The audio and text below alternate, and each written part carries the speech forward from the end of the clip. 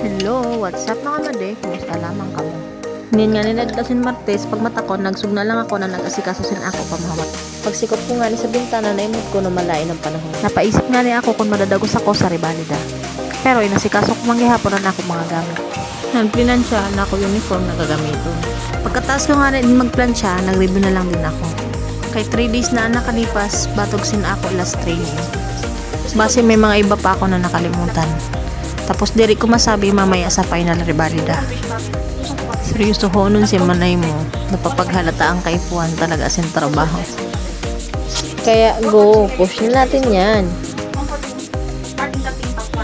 Pagkatapos ko nga ni mag-review, nag-asikaso na rin ako sa suruda para sa amulan. Naimod ko nga ni na may tuda pa kami na repolyo sa rep, kaya mauna lang sabi ko ang lutuon ko. Pang madali ang ulam lang. Pagkatapos ko nga ni magluto, nagkarigo na din ako para mamaya maliwan na lang.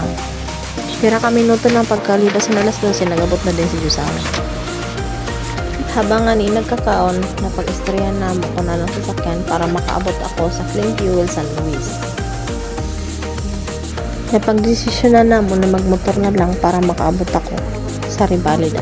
Baka kasi pag nagsakay ako ng jeep, tapos diri man na mo kabisado, baka malate lang ako. Or worse, di ako umabot. Nagpapasalamat nga niya ako kaniya kay permisyon nakalalay sa ako. Kay kung ako lang, di ko marinig kapasabi. Sa part nga ni tapos na ang ako ribalida. Ang salamat sa Diyos, kay ako pumasa. Nagkaroon pa nga ni Sandiyo na aberya kanina.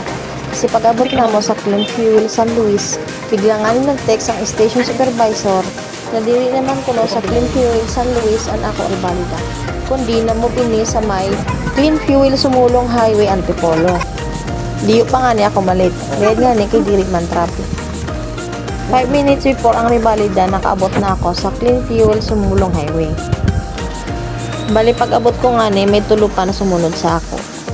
Pagkatapos nga ni sila ako ribalida, inagda ko si Diyosawa na mag-agay kami sa Antipolo Cathedral.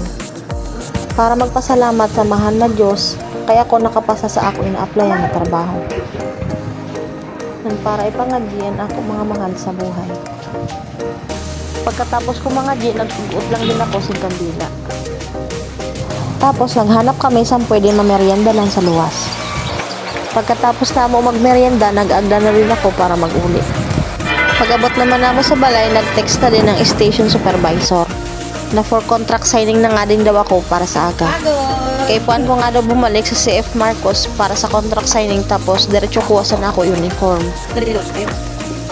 Medyo ginutom nga kami sa biyahe, kaya naghimog-hapon ako sa namo merindalan na nagluto na rin ako sintuyo. Tapos tumawag na rin ako sa mga karamangkot ko para mga musta. Hanggang din lang muna mga made. Salamat sa panonood!